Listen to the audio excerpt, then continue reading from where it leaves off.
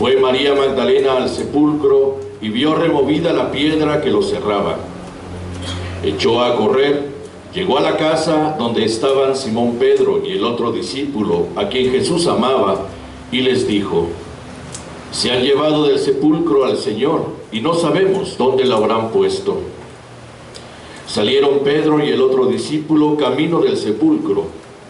Los dos iban corriendo juntos, pero el otro discípulo corrió más aprisa que Pedro y llegó primero al sepulcro, e inclinándose miró los lienzos puestos en el suelo, pero no entró.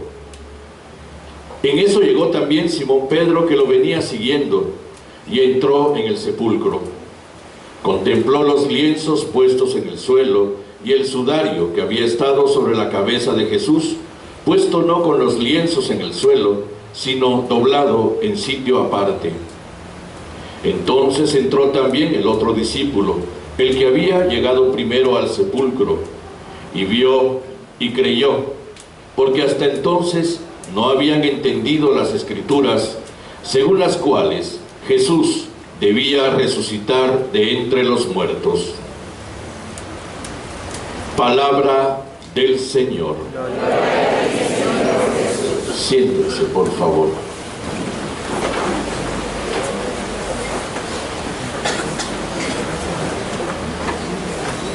Mira el sepulcro vacío.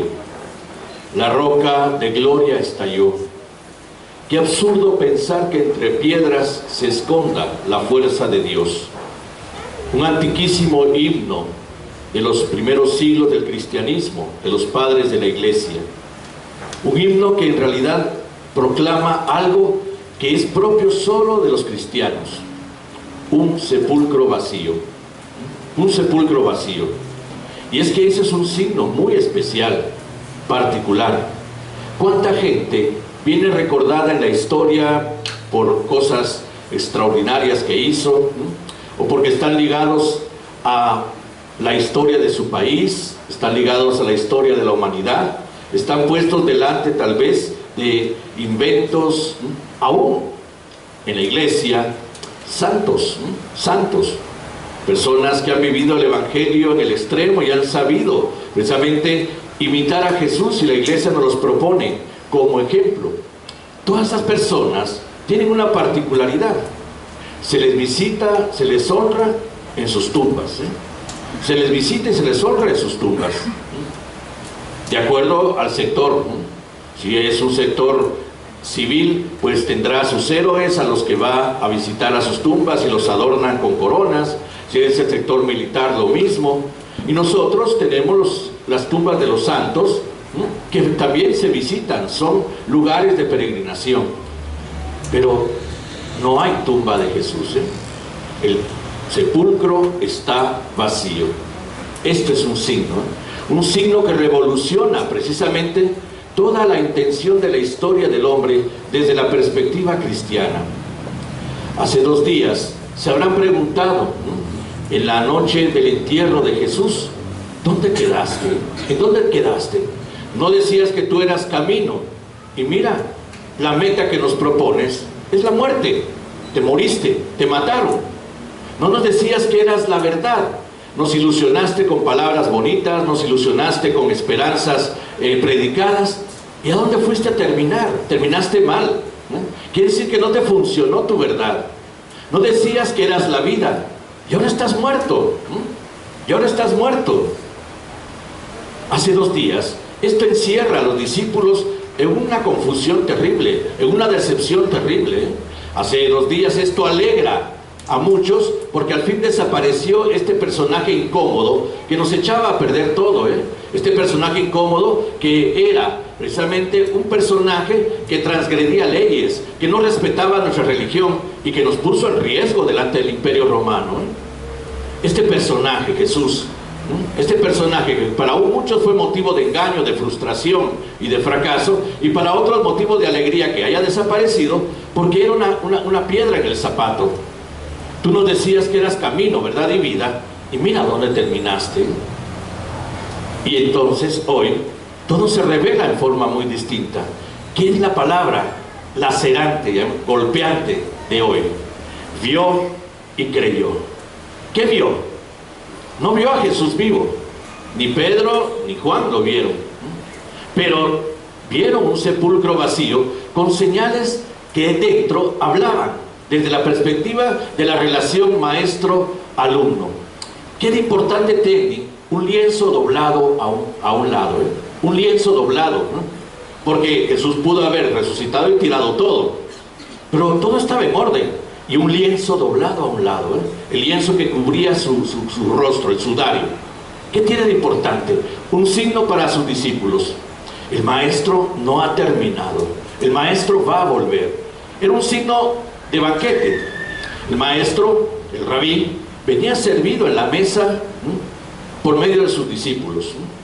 Y para indicar que ya había terminado, agarraba la servilleta, porque comía con las manos, entonces la arrugaba y la tiraba al suelo.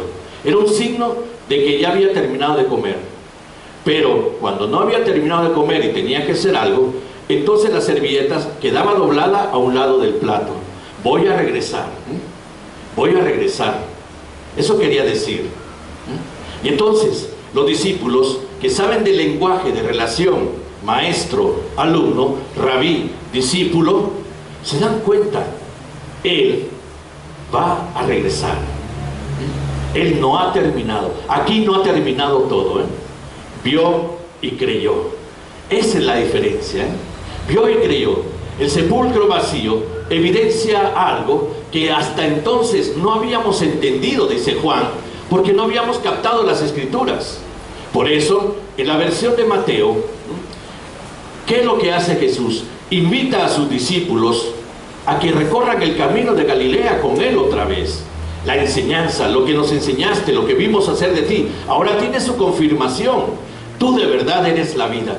Todo lo que ofreciste no lo vas a dar. Tú no has muerto, has resucitado. Y por eso mismo la actitud de Juan en ese momento es la actitud de rendirse delante de las evidencias, ¿no? Delante de las evidencias. Vio y creyó, dice. Vio y creyó. Y ahí precisamente algo que entonces especifica nuestra fe cristiana. No tenemos un sepulcro. Existe sí el que llaman desde el tiempo de la Edad Media el Santo Sepulcro en Jerusalén, donde la tradición antiquísima da a entender que en ese lugar estuvo sepultado Jesús. Y claro que es un lugar de mucha veneración. Pero es interesante que el término Santo Sepulcro quedó ligado a una realidad, llamémosla así, monástica militar, los caballeros del Santo Sepulcro. Y sin embargo, las iglesias orientales dejaron a un lado el término sepulcro y lo llaman la anástasis. Anástasis en griego quiere decir la resurrección.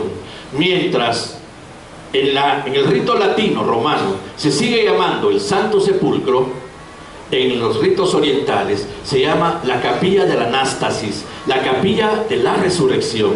No es que nos faltaba dar un paso adelante, no es que todo esto sigue influyendo en la forma en que a veces los latinos, es decir, los de rito occidental, nosotros seguimos teniendo la perspectiva de la celebración de los días santos.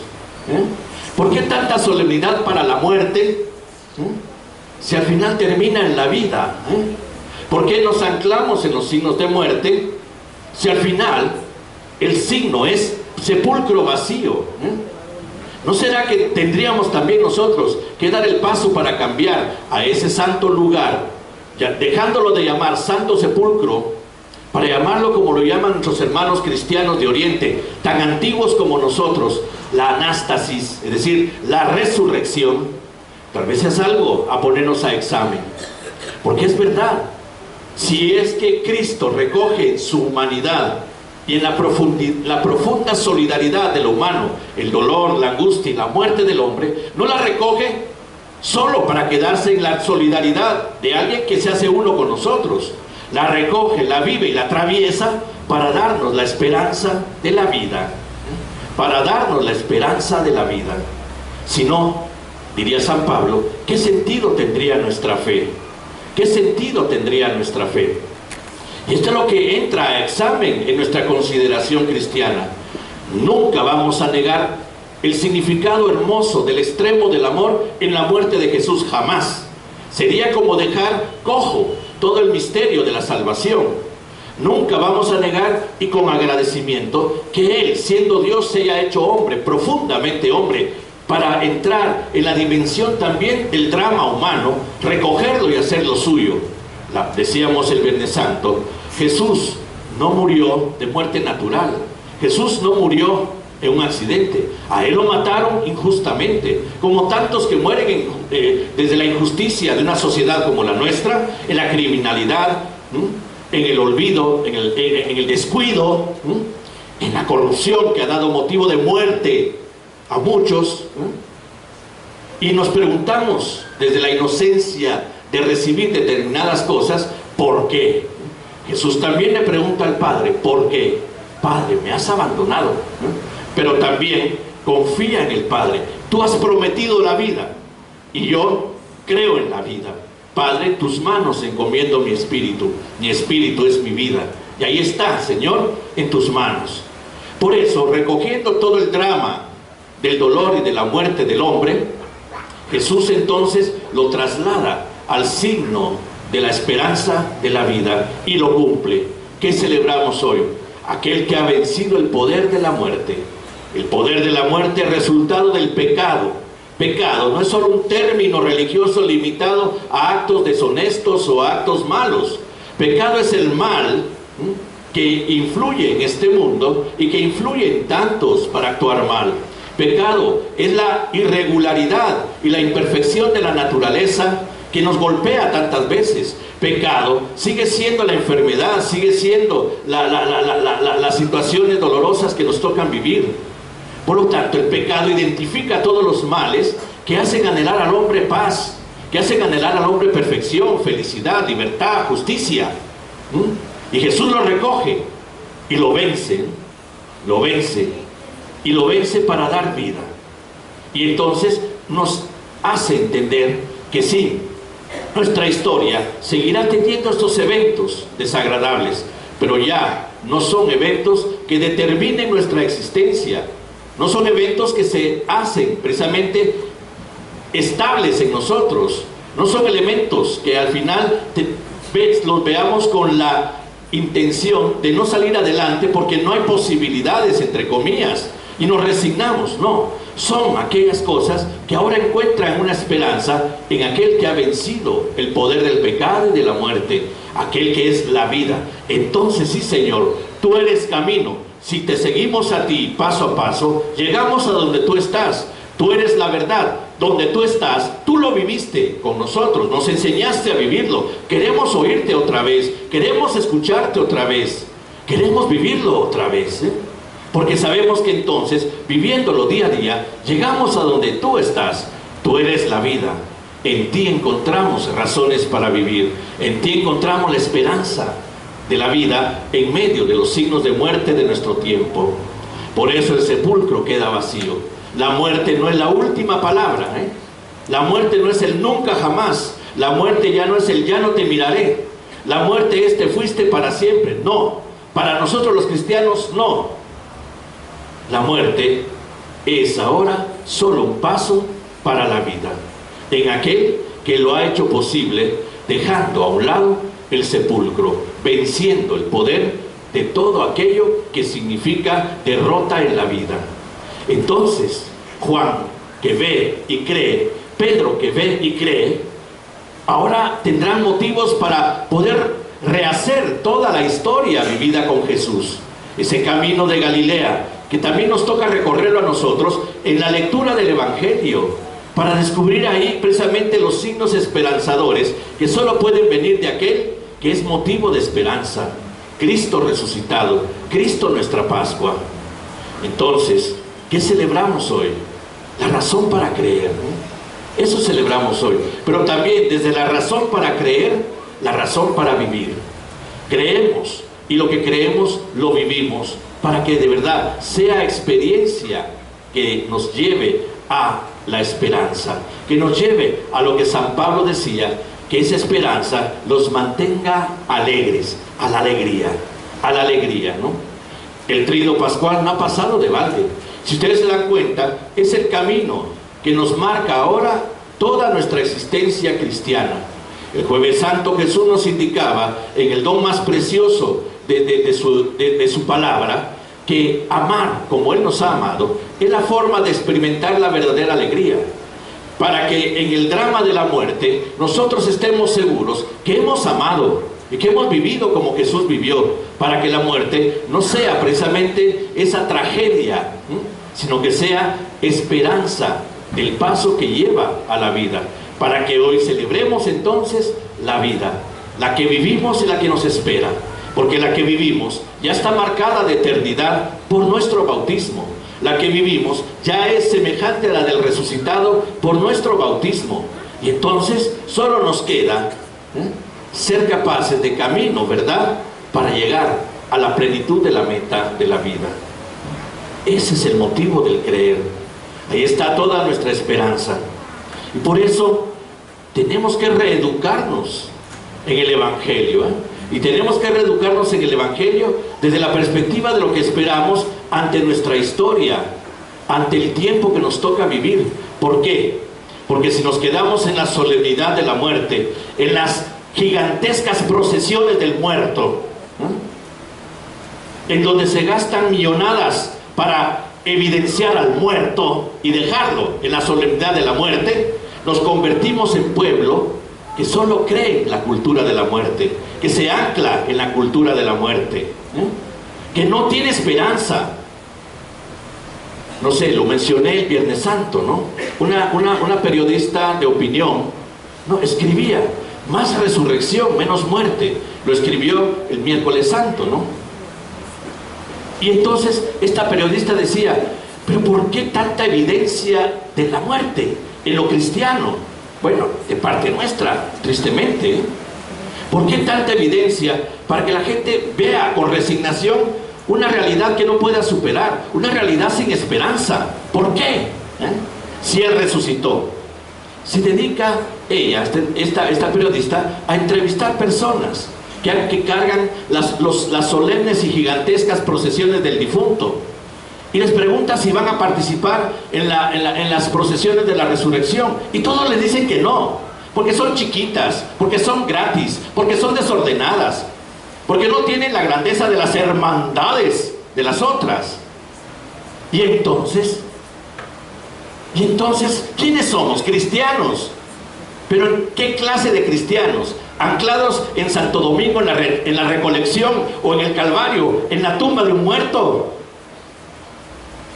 ¿O cristianos que creemos en la vida y que celebramos el sepulcro vacío, con la esperanza que nos da a nosotros en los signos de muerte que nos agobian, que nos entristecen, que nos dan razones muchas veces para reclamarle al Padre, y con toda razón, porque nos duele, y el Padre nos responderá por medio del Hijo: este es mi Hijo amado, escúchenlo a Él. Ahí está la clave, ahí está la respuesta, ahí está la razón de todo mi amor. Les devuelvo la vida, les doy esperanza de vida. Ánimo, esto no es definitivo. Hay un triunfo sobre la soberbia del pecado, una frase que ha permanecido en la historia de la iglesia siempre como un signo esperanzador y de entusiasmo. Por lo tanto, recojamos ese llamado hoy, el llamado a creer en la vida para actuar en favor de la vida, el llamado a creer en la vida para actuar en favor de la construcción y de la defensa de la vida, la nuestra y la de los demás, porque es el don precioso en donde queda precisamente guardado para siempre esa esperanza del día de hoy, esa esperanza que celebramos hoy. Cristo ha resucitado, y si no hubiera resucitado, ¿para qué creemos?, dice San Pablo. Vamos a renovar nuestra fe.